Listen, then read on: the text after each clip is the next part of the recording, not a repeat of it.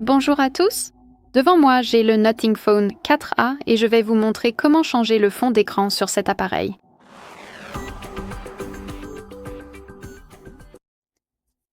Dans cette vidéo, je vais vous montrer toute la procédure pour changer le fond d'écran et je vais également discuter des différentes options que vous pouvez trouver ici, y compris les fonds d'écran générés par l'IA.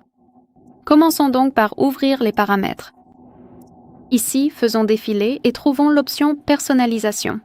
Et juste ici, nous avons un aperçu de l'écran de verrouillage et de l'écran d'accueil. Donc pour accéder à plus de fonds d'écran, il suffit simplement d'appuyer sur cette option ici. Et comme vous pouvez le voir, ici nous avons différentes sections parmi lesquelles nous pouvons choisir le fond d'écran. Ici, nous avons l'option actuelle qui est appliquée en ce moment. Mes photos, donc les photos de votre propre galerie. Ici, nous avons le Wallpaper Studio, donc ici, nous avons ceux qui ont été générés auparavant. Et ici, nous pouvons aussi créer le fond d'écran. Et ici, nous avons des fonds d'écran préinstallés parmi lesquels nous pouvons choisir. Donc ici, nous avons le téléphone Nothing. Nous pouvons appuyer sur plus et nous verrons plus d'options disponibles. Comme vous pouvez le voir, la liste est assez longue, donc nous avons plein d'options parmi lesquelles choisir.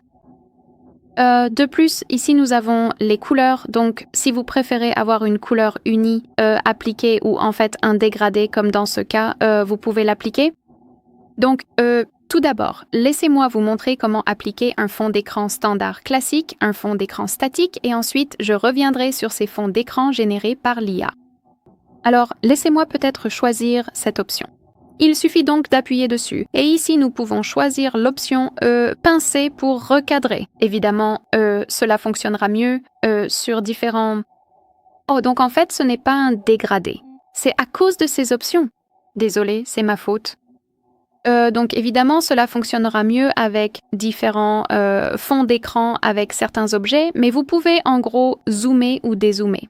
Laissez-moi vous montrer ici. Voilà comment ça fonctionne. Ici, nous avons aussi l'option de défilement. Donc, en gros, cette option vous permet soit de faire défiler le fond d'écran lorsque vous faites défiler les pages d'accueil, soit simplement de le garder statique. Donc, bien sûr, c'est à vous de choisir. Vous pouvez soit l'activer, soit le désactiver. Je pense que je vais laisser cette option désactivée. Et pour confirmer et appliquer le fond d'écran, il suffit d'appuyer sur cette icône de coche en haut à droite. Maintenant, nous pouvons décider où nous voulons définir le fond d'écran, donc comme écran de verrouillage, écran d'accueil ou les deux. En gros, il faut appuyer sur l'option et la surligner pour définir le fond d'écran dessus. Ici, nous avons aussi deux options supplémentaires comme atmosphère et vert. Donc, après avoir choisi l'atmosphère, vous pouvez voir que sur l'écran d'accueil, nous avons cet effet de flou. C'est aussi un peu zoomé, donc je pense qu'il y a une transition fluide entre l'écran de verrouillage et l'écran d'accueil lorsque vous le déverrouillez. Et nous pouvons aussi utiliser l'option vert. Je ne sais pas si vous pouvez le voir, mais en gros ici nous avons ces sortes de bandes, de rayures en vert, quelque chose comme ça. Donc c'est à vous de choisir. Donc si vous souhaitez appliquer le fond d'écran, il suffit d'appuyer sur Terminer dans le coin supérieur droit, puis d'attendre que l'opération soit terminée. Et comme vous pouvez le voir, nous avons ce fond d'écran appliqué. Cependant, laissez-moi revenir à plus de fonds d'écran car je vais vous expliquer Wallpaper Studio. Et sur cet appareil, cette option est assez facile à utiliser et elle est plutôt intuitive. Cependant, elle a un certain nombre d'options limitées. Alors, appuyons simplement sur Créer. Et comme vous pouvez le voir, maintenant l'écran est divisé en deux sections différentes. Donc en haut, nous avons le thème principal. Donc ici, nous avons le ciel, le terrain, la nature morte, l'iridescence, la flore. On peut aussi... Désolé.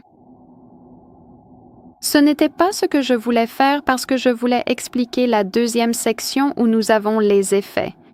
Donc, nous pouvons tout générer en noir et blanc comme une photographie, une peinture, un graphique, à l'encre ou en style moderniste. Voilà comment cela fonctionne. C'est plutôt sympa, je dirais. Je pense que je vais peut-être choisir moderniste et peut-être iridescence. Voyons ce qui va se passer. Vous pouvez soit appuyer sur cette icône plus ici, soit appuyer sur Créer un fond d'écran, puis simplement attendre. Heureusement, ce n'est pas un processus long. Cela sera généré en 1 seconde. Donc, je ne suis pas le plus grand fan du résultat.